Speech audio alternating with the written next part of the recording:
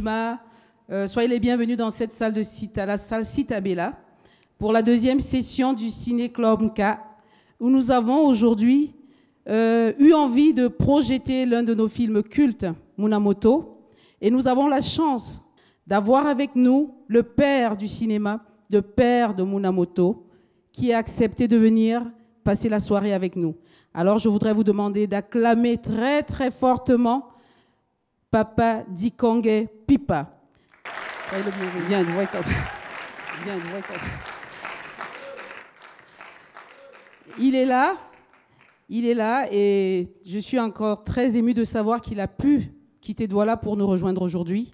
C'est une très belle soirée qui se prépare et il est prêt à discuter avec vous. Je vais lui passer le micro. Il va donner son petit mot avant qu'on ne regarde le film.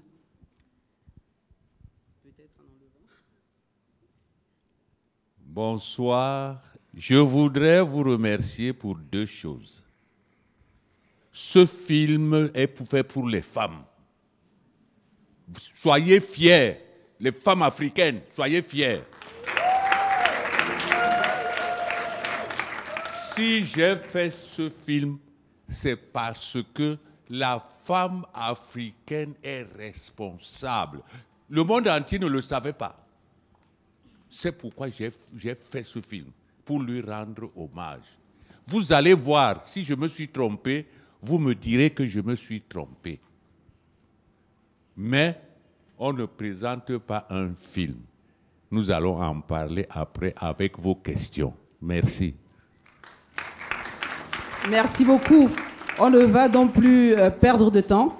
Alors installez-vous, tout le monde, pour qu'on puisse regarder Munamoto, l'enfant de l'autre.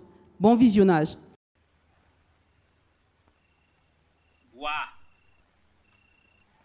Bois.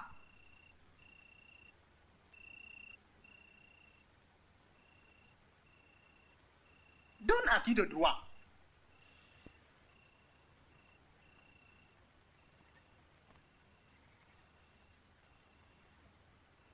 Mes frères, quand on jette son filet dans l'eau, on ne sait pas d'avance ce qu'il va rapporter. Quand c'est un lamentin, c'est toute la collectivité qui s'en réjouit. Et il n'y a pas de lamentin plus gros qu'une fille à marier. Je ne sais pas si le prétendant sera à la hauteur, car j'ai beaucoup souffert pour épouser la mère et élever la fille.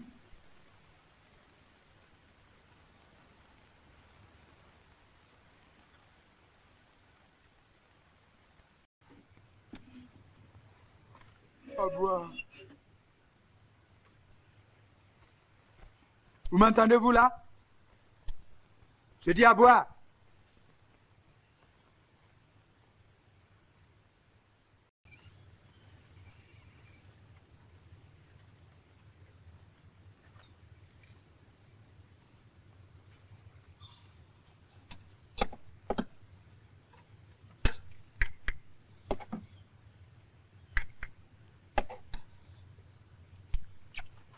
C'est toujours comme ça quand on s'intéresse à une femme.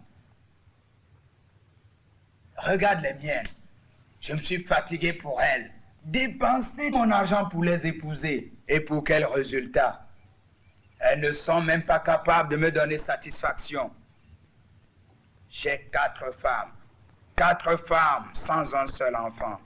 4 femmes stériles et sorcières.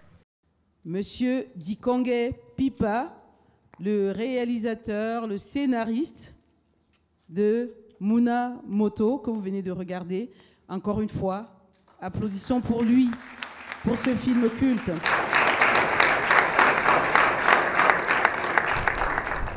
La femme est un épi de maïs, et que ne peut croquer dedans que celui qui a des dents.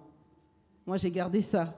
Je vais d'abord demander à la première femme qui est sur notre plateau, c'est Léontine. Que t'a fait ce film? Alors, tout de suite, là, je dois dire que je suis vraiment impressionnée.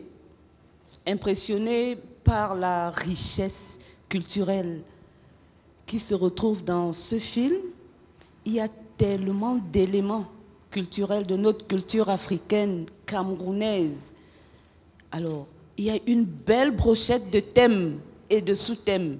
Je suis tout simplement impressionnée quand 40 ans plus tôt déjà, vraiment, qu'on ait pu avoir un film de cette qualité, avec des thèmes aussi précis et qui sont toujours d'actualité. C'est-à-dire que je crois que les autres cinéphiles, comme moi, l'auront remarqué, on parle de la dot, mariage forcé, l'amour qui est toujours d'actualité, l'amour qui ne meurt jamais, qui ne mourra jamais. Donc, je crois que nous allons nous régaler véritablement avec la séance de questions-réponses. En présence du réalisateur, je crois que, franchement, nous sommes gâtés ce soir. Moi, je ne me suis pas sentie trahie, parce que c'est la question qu'il a posée. Je ne me suis pas sentie trahie, parce qu'il y a là-dedans la défense des droits de la femme, des femmes qui ne se laissent pas faire, malgré tout le poids des traditions et d'une culture qui essaie de les écraser. Je ne sais pas si toutes les femmes dans la salle sont d'accord avec moi, mais répondez à la question, est-ce que vous vous sentez trahi? Qui prend le micro? Je ne me sens pas trahie, mais je me sens choquée. C'est un sujet qui traverse le temps, parce que dans nos quartiers, on le vit. Vraiment, je vous remercie beaucoup. Ce film, pour moi, est un très grand film, surtout culturel. On ne déshabille personne, parce que j'aimerais que nous qui venons, nous, ceux qui sont derrière, essayent de regarder, voir des exemples sur ce genre de film où c'est typiquement camerounais, fait avec des objets camerounais, la culture camerounaise, sans déshabiller qui que ce soit. Ce qui fait que même nos enfants peuvent voir ce film sans être choqués. Merci. Merci Élise. Oui, merci parce qu'on a le Ngondo. Vous avez choisi de nous parler du Ngondo, mais on a trouvé d'autres sons d'autres cultures du Cameroun qu'on retrouvait pendant les fêtes de mariage. Je voudrais poser la question de savoir, est-ce que c'est exprès que vous avez laissé les autres femmes être spectatrices de ce qui arrivait à Ndomé? Est-ce que c'est pour mieux faire ressortir ce qu'elles vivaient? Parce que j'ai eu comme l'impression, parce qu'on le dit souvent, parfois les femmes sont complices de ce qui arrive à d'autres femmes. Est-ce que c'est exprès? Il y a des événements qui sont très actuels aujourd'hui.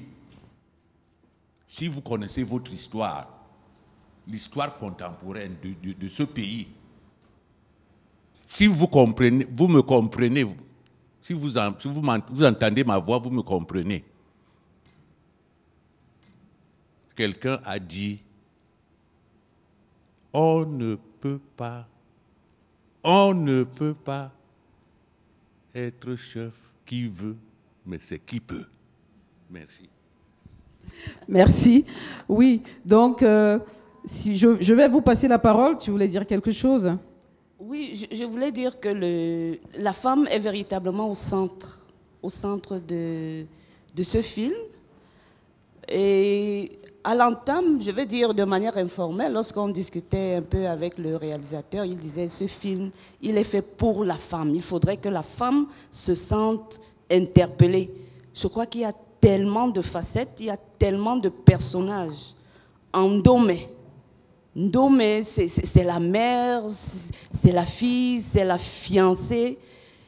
Ndomé a tellement de dimensions que je ne sais pas, je crois que c'est elle que nous devons célébrer dans ce film.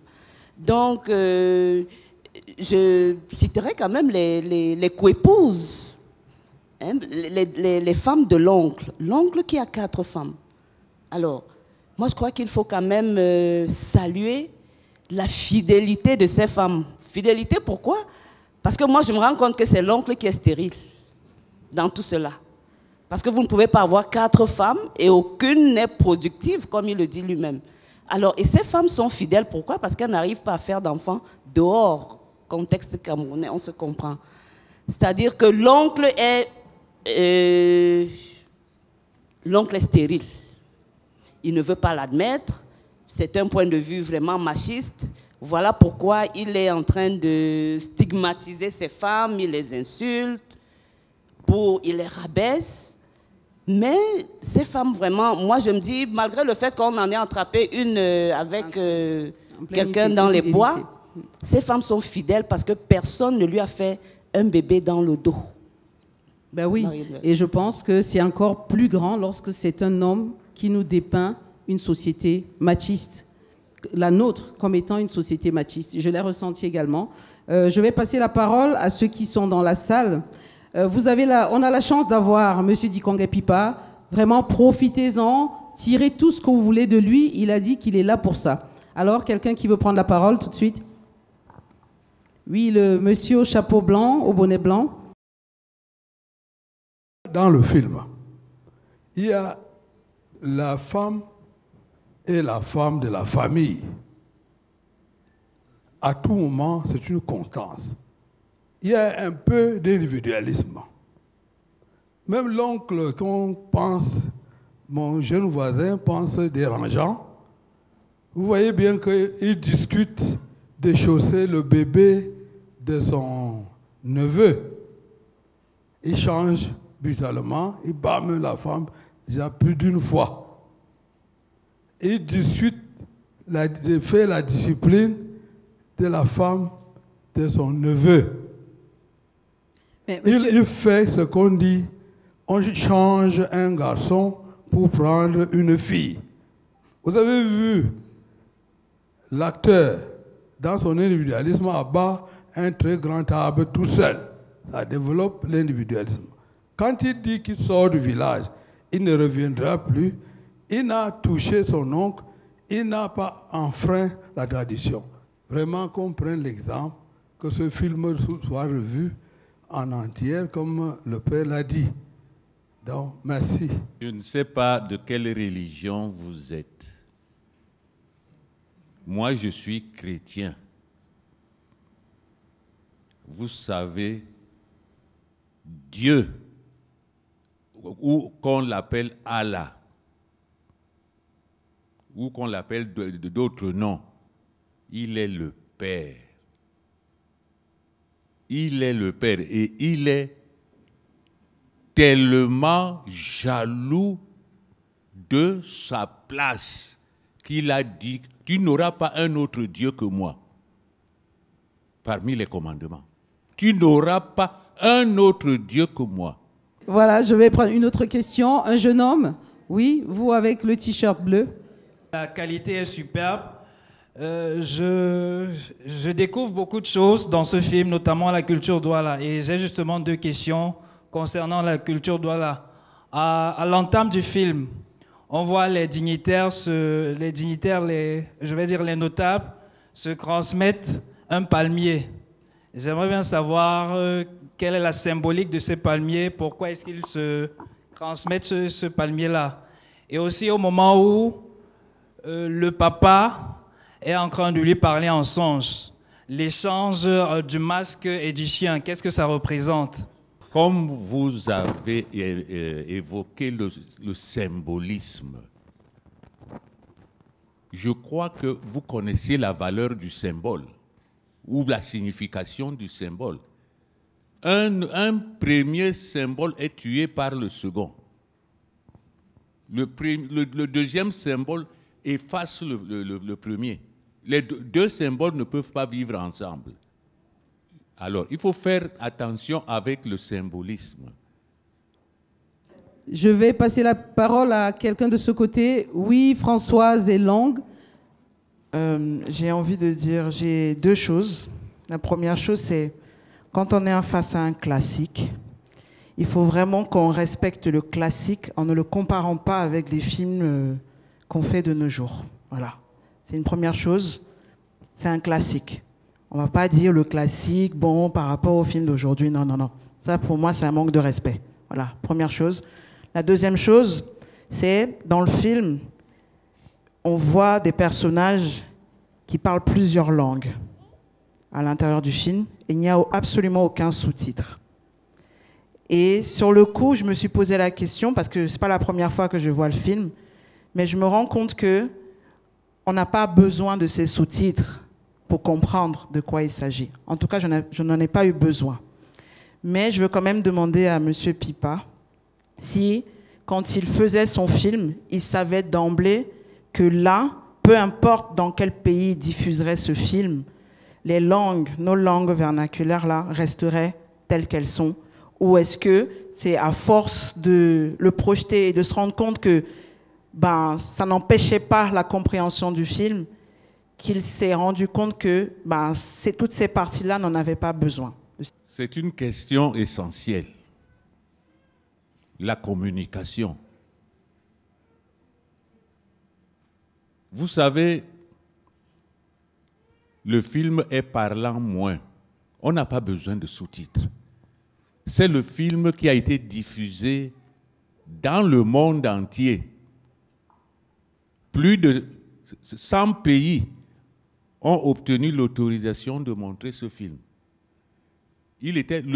On le classe comme 20e film important du cinéma mondial.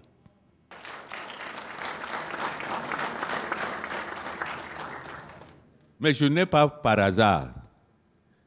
La communication, elle n'a pas besoin de sous-titres.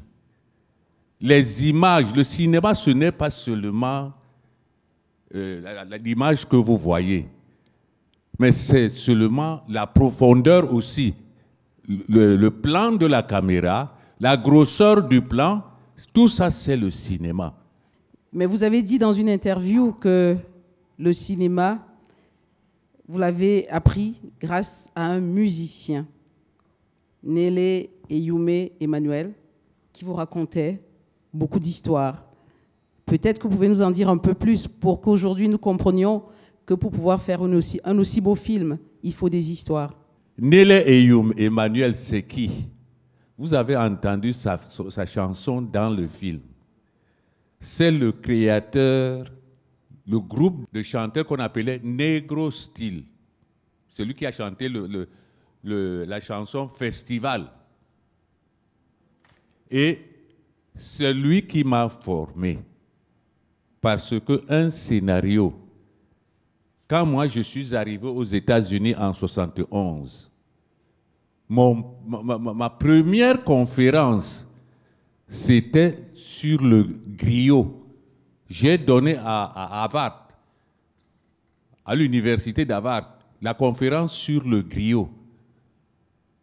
Tout simplement. Eux, ils ne savaient pas ce que c'était que le griot. Pour les Américains, ils ne savaient pas ce que c'était que le griot. Mais ils ont compris.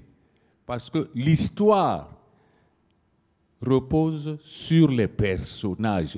C'est-à-dire qu'il ne faut pas oublier les personnages, le choix des personnages, leur forme, leur beauté, leur marche. Tout ça là fait partie du cinéma. Le cinéma est un tout. Alors, les histoires de Nélé Eyoume Emmanuel, c'est lui qui m'a initié à l'histoire du Cameroun. Mais tous les soirs, moi j'étais avec lui et il me racontait des histoires. Les adages, les proverbes et tout ça, de chez nous. Moi, je ne savais pas qu'il était en train de m'initier comme un conte, des contes. Et vous savez, Munamoto, c'est comme un conte. C'est comme un conte. Et si vous connaissez les contes africains, tout ça, c'est le cinéma. Merci. Vraiment. Merci aussi. Une autre question. Oui, monsieur Njoya Aruna. C'est Big John? Oui, votre assistant réalisateur. Ok, vas-y. Oui, bénédiction sur ce film et merci pour cette célébration. Nous venons de revivre là une partie de l'histoire du cinéma africain. Bon, je ne vais pas dire grand-chose parce que une question que j'ai toujours voulu poser à ce grand réalisateur, cet immense réalisateur, c'est de savoir vraiment pourquoi il avait choisi de tourner en noir et blanc. Je n'ai pas choisi de tourner en noir et blanc. Mais le noir et blanc s'est justifié de lui-même. Parce que la pellicule qu'on m'a envoyée, c'était du noir et blanc à l'époque. C'est M. Jean Debry qui m'a envoyé la pellicule. Parce qu'il m'avait dit, quand tu trouveras les moyens de tourner, je vais t'envoyer du matériel. Et il m'a envoyé la pellicule noir et blanc. Et je me suis rendu compte que le noir et blanc donnait au film une dimension spéciale. Ça faisait comme un documentaire. C'est pour ça que j'ai tourné en noir et blanc. Mais je voulais savoir aussi, vous semblez avoir dit que vous avez eu beaucoup de problèmes pour tourner. Est-ce qu'aujourd'hui, vous avez quelque chose à dire à ces jeunes qui continuent à dire qu'il n'y a pas de moyens? Déjà, à votre époque, il n'y en avait pas assez, mais vous avez réussi à faire ce film. Lui qui vient de me poser les questions, le Big John, il a écrit des scénarios qui n'a pas réalisé jusqu'aujourd'hui. Le 19e de la dynastie Bamoun, Mbombo, il a écrit tout le scénario, mais un bon scénario demande beaucoup d'argent. Vous savez, actuellement, j'ai un problème.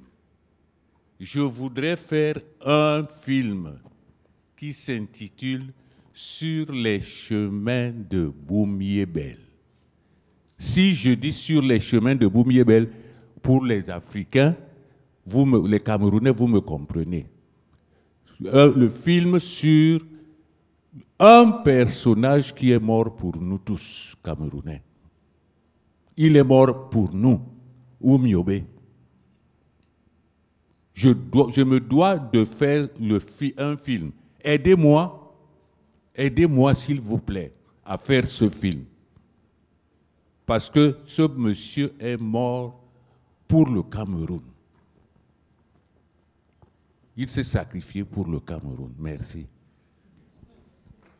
Le message vient d'être envoyé. Alors, à vous les cinéastes, à nous les cinéastes, nous allons réfléchir chacun de son côté pour voir comment on peut donner vie à ce beau projet. Effectivement. Léontine voulait dire quelque chose avant qu'une personne dans la salle ne prenne la parole. Oui, je vais revenir sur l'un des thèmes majeurs, qui est la dot, pour dire que dans le film, nous avons entendu mon père ou mon oncle t'en donnera un bon prix.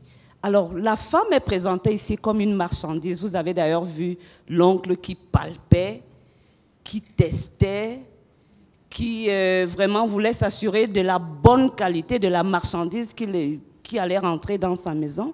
Est-ce qu'aujourd'hui, vraiment, on doit regarder la femme comme un objet lorsqu'il s'agit de dot? Parce que la dot reste quand même d'actualité. La dot, c'est un élément de notre culture qui reste vraiment d'actualité. Lorsque une fille de chez nous doit aller en mariage, on s'attend à ce que la belle famille vienne verser la dot. Alors, est-ce que vraiment la manière dont le Ndome a été, je vais dire, vendu, est-ce que cela fait honneur à la femme? Oui, je pense que, comme tu l'as dit avant qu'on ne commence, ce film est d'actualité. C'est-à-dire que la question que tu poses, ça veut dire que elle était déjà posée en 76, dans les années 60, quand le film était tourné. Comme quoi, 40 ans plus tard, on a toujours les mêmes problèmes. Avant de passer la parole, le micro à M. Dikongé Pipa, je voudrais que ceux qui sont dans la salle répondent parce qu'effectivement, la plupart des films que nous faisons tournent autour de la question de la dot. Est-ce qu'on devrait continuer? Parce que nous sommes ici dans le cadre du Ciné Club pour voir quel est le rapport entre les films que nous faisons et la société qui est la nôtre et notre culture, afin qu'on se la réapproprie. Est-ce que quelqu'un peut répondre avant que je ne passe le micro à M. Dikongé Pipa? Moi, c'est Emma Lehanou. Je pense vraiment qu'on doit, si possible, redéfinir les règles de la dot.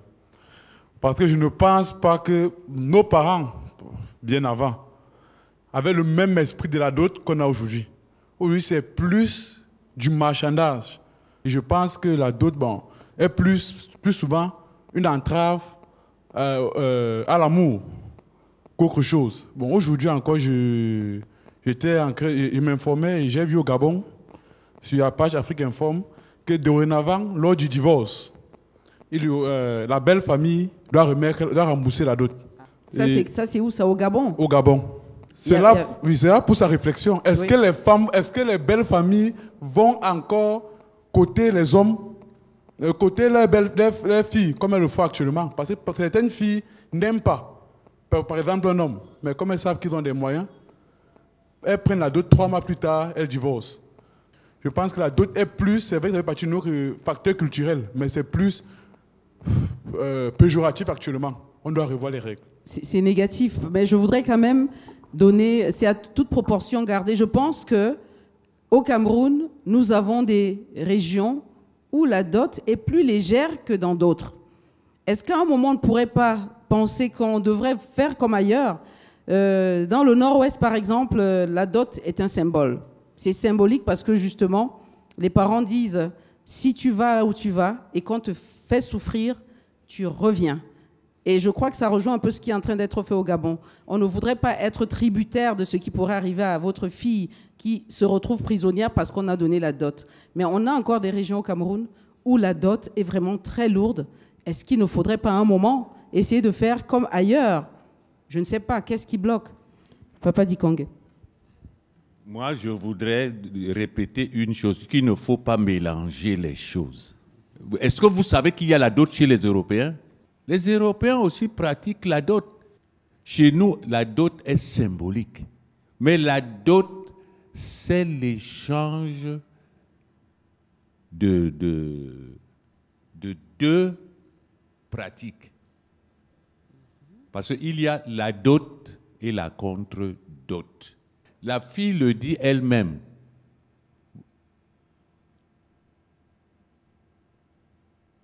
Je te veux à moi toute seule.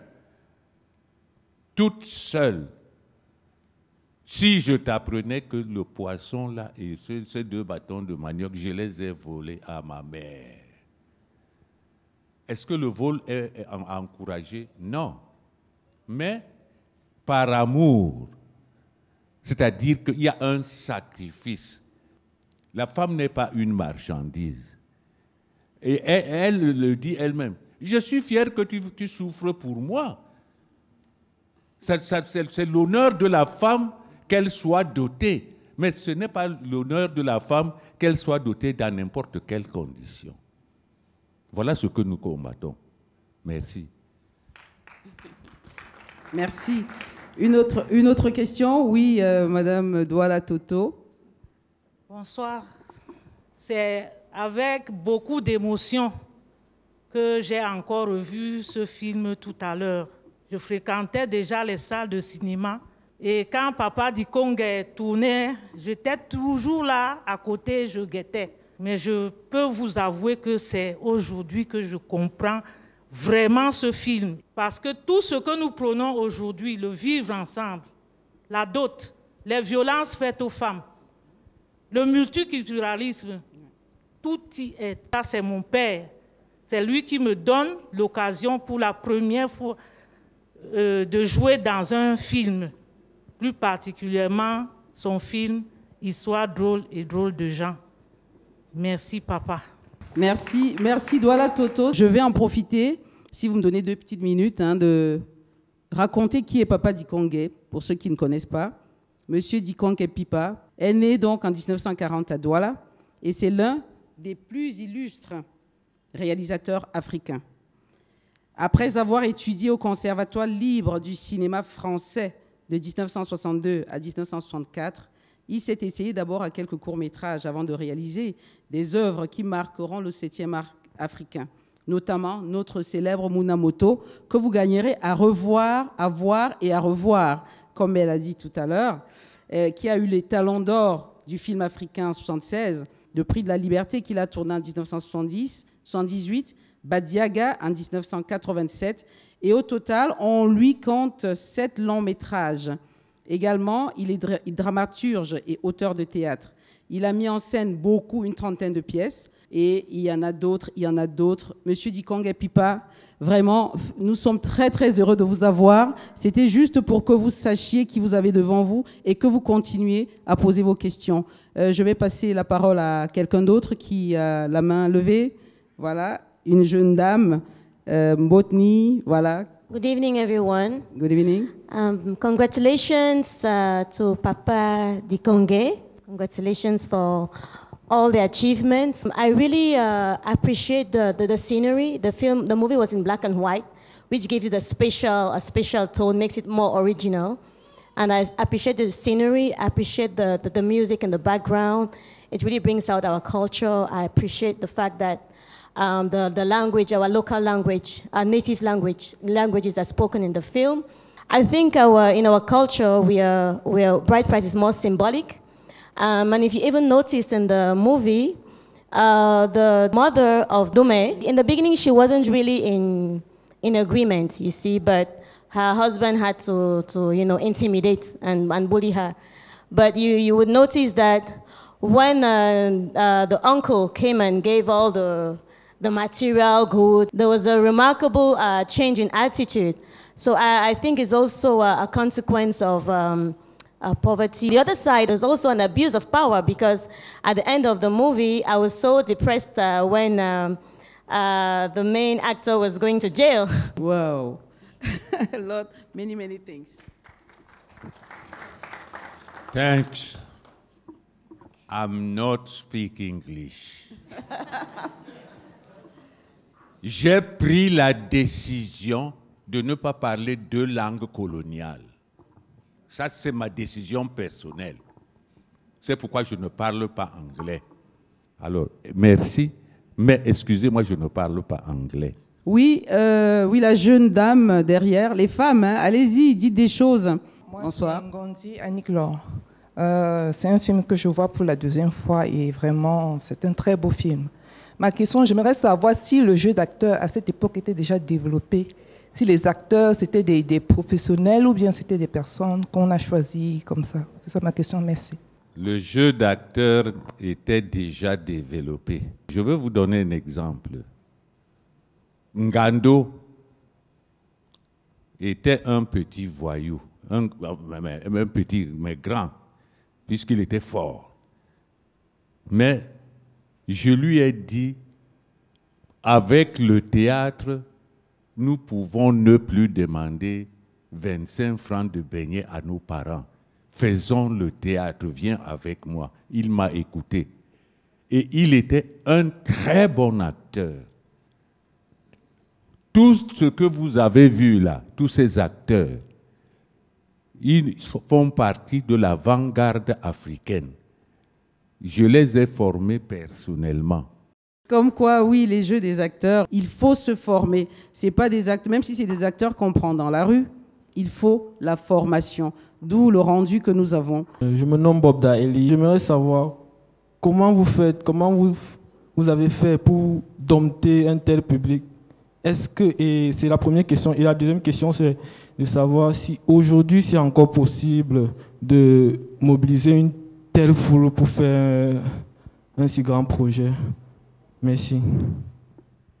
Le réalisateur est la personne, soit qui est la plus intelligente, soit qui a la chance.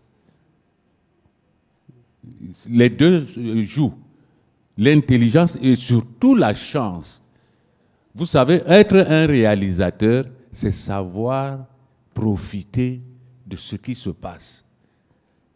La foule que vous voyez, je n'ai pas donné 5 francs à quelqu'un, mais j'ai fait jouer tout le monde, tout le ngondo. C'est le plus grand ngondo qu'il y ait jamais eu au Cameroun. C'est le plus grand.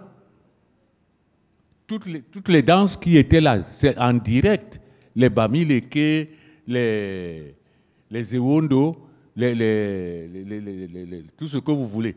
Il y avait même des princes qui dansaient. J'ai profité de l'occasion, tout simplement. Merci.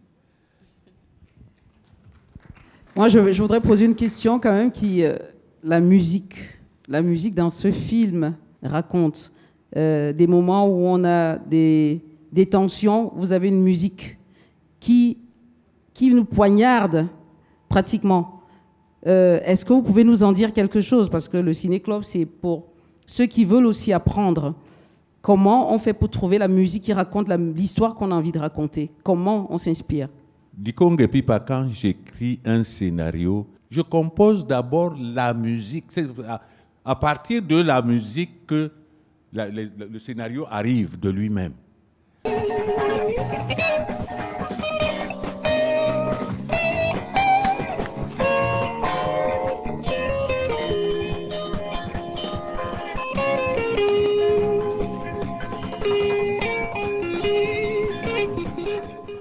Le plus grand poème que j'ai appris, c'est de l'abbé Ngandé, qui a écrit sur l'indépendance. Et son poème est vérifié aujourd'hui. Nous avons dansé toute la nuit. Nous avons chanté toute la nuit. Et le coq a chanté sur le front de la pirogue. Indépendance. Le coq a chanté. Inao Belomboe. Et le chant du coq s'est tu dans la gorge du python. André Ngandé, l'abbé André Ngandé. Eh oui.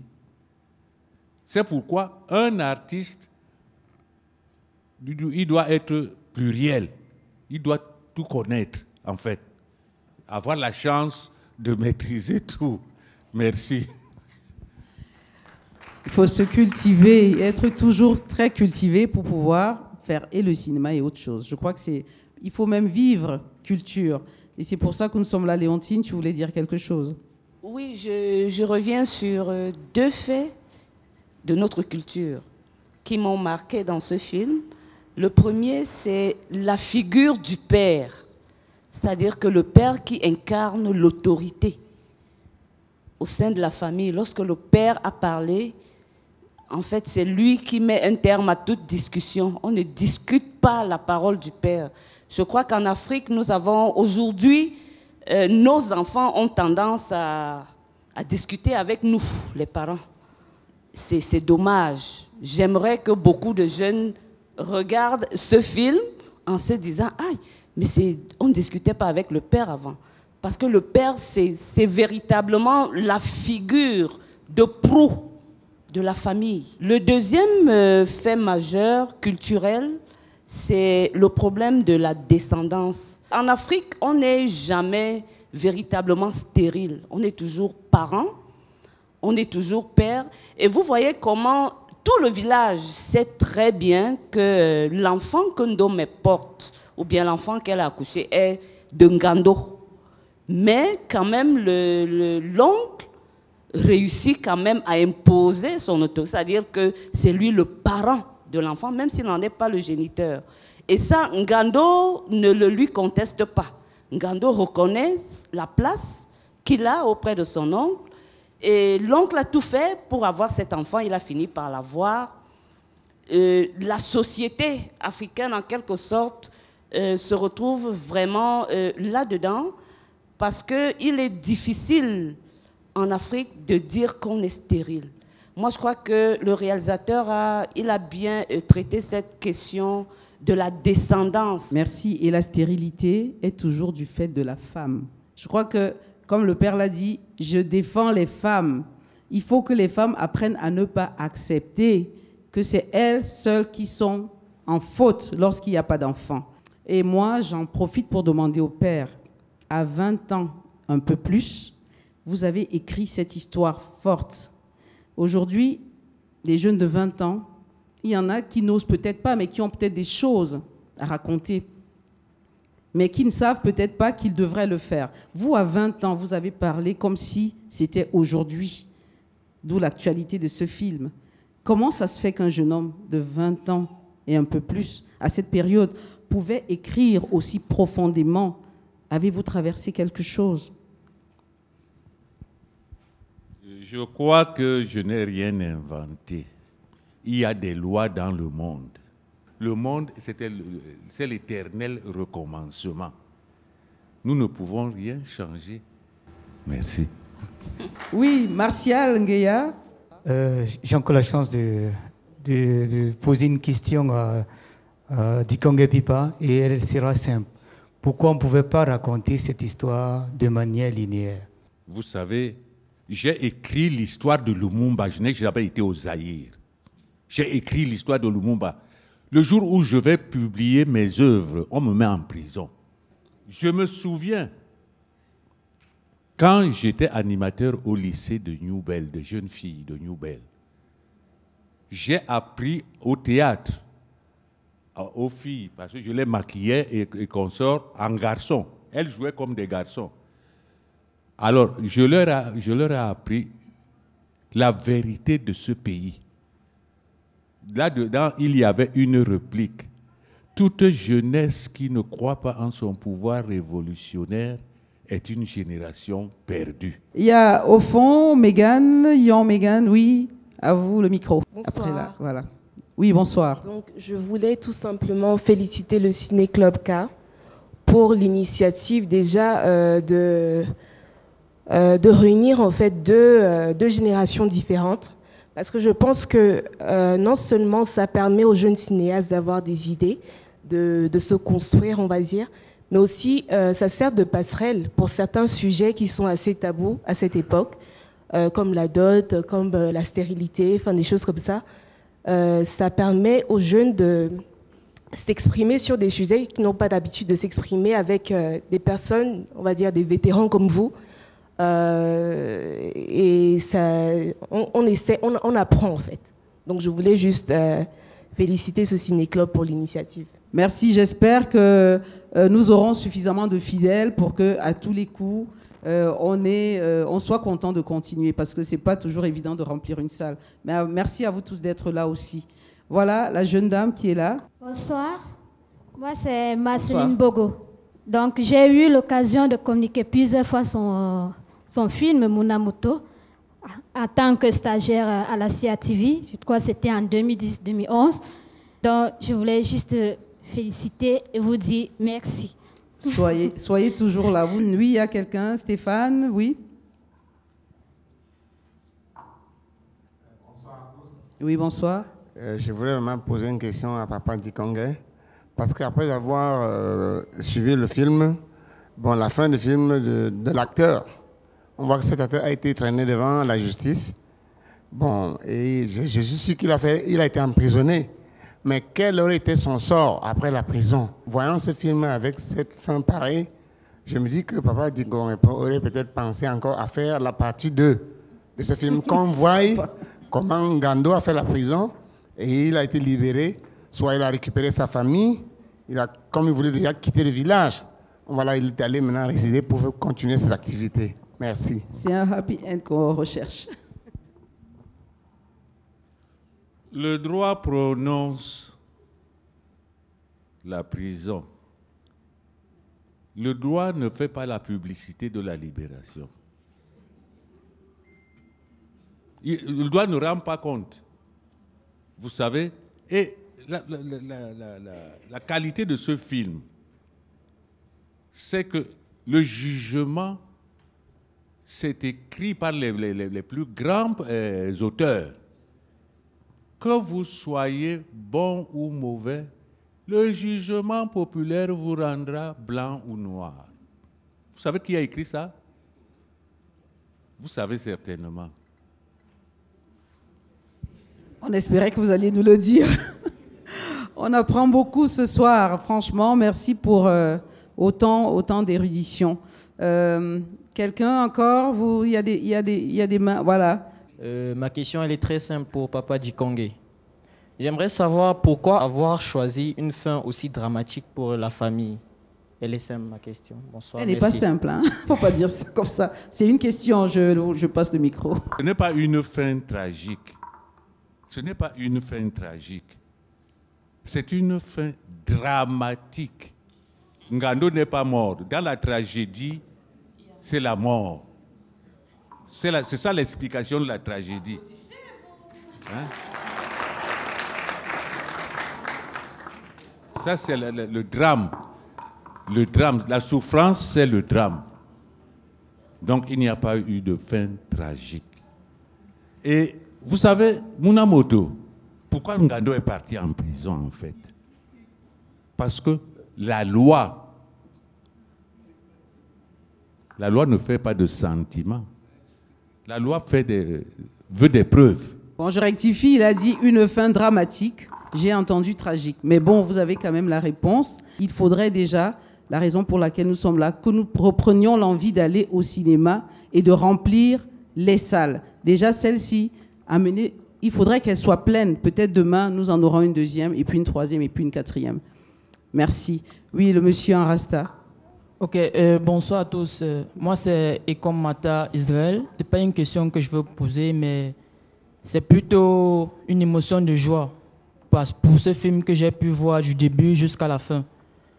Parce que j'avais d'abord vu ça à la CIA TV, mais j'avais trouvé que c'était déjà au milieu et je n'ai pas pu comprendre le film. Bon, aujourd'hui, j'ai eu cette opportunité et je remercie vraiment, je suis tellement dans la joie. Bon, je remercie encore, je dis un bravo pour lui, pour sa présence. Il y a une dernière main. Oui. Ce que moi je pense, tout au fond de mon cœur, c'est que les histoires sont là, mais quand vous avez un jeune cinéaste qui ne lit pas, il ne se cultive pas, et puis surtout, on dit beaucoup qu'un film c'est l'histoire, l'histoire et l'histoire. Quand un jeune a un scénario aujourd'hui, est-ce qu'il sait lire ce scénario? Quand un jeune a un scénario aujourd'hui, tout ce qui l'importe c'est quelle caméra je vais utiliser. Est-ce qu'il est conscient que ce n'est pas la caméra qui fera son film? Est-ce qu'il est conscient que la première chose qu'il doit savoir faire, c'est raconter une histoire? Est-ce qu'il est conscient que raconter une histoire, c'est une technique, que ça s'apprend? Donc moi, je suis une jeune qui aime raconter des histoires. Et à chaque fois que j'ai l'occasion d'apprendre à raconter des histoires, je le fais. Mettons-nous ensemble et faisons des films ensemble. François Zélon qui vient de commettre le film Enterré, qui est en train de faire le tour des festivals actuellement. N'hésitez pas, lorsque vous entendrez qu'il sort au Cameroun, à aller le voir. Je l'ai vu. C'est un très, très beau film. Le film en lui-même était très magnifique. J'avais jamais vu un film camerounais de la sorte auparavant. Et lorsqu'on m'a invité pour cette cérémonie, je me suis dit vraiment, je vais voir un truc de jeune. Ben là, je suis plutôt... J'ai de la joie au cœur, en fait. Et ce film, beaucoup de félicitations à ça. Vous reviendrez? Oui, je reviendrai. Le mot de la fin, Papa Dikongé Pipa. Il n'y a pas de fin. C'est écrit dans la Bible que mieux vaut la fin de quelque chose que son début.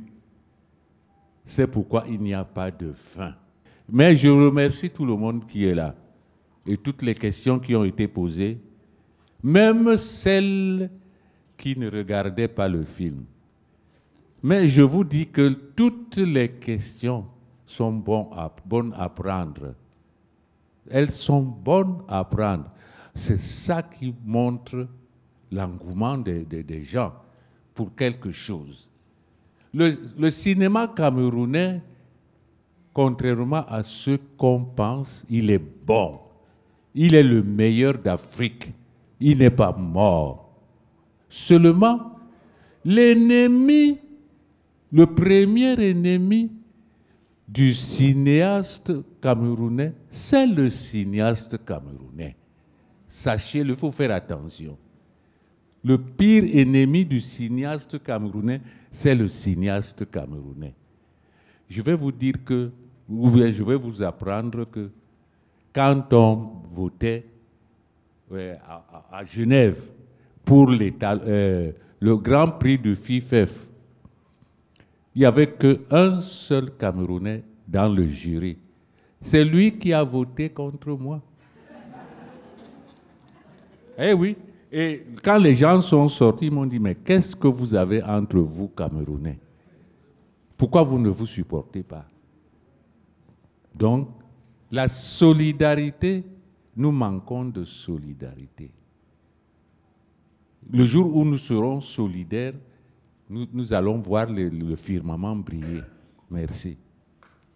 Merci beaucoup. Restons solidaires et aimons-nous. Merci encore à vous tous d'être venus.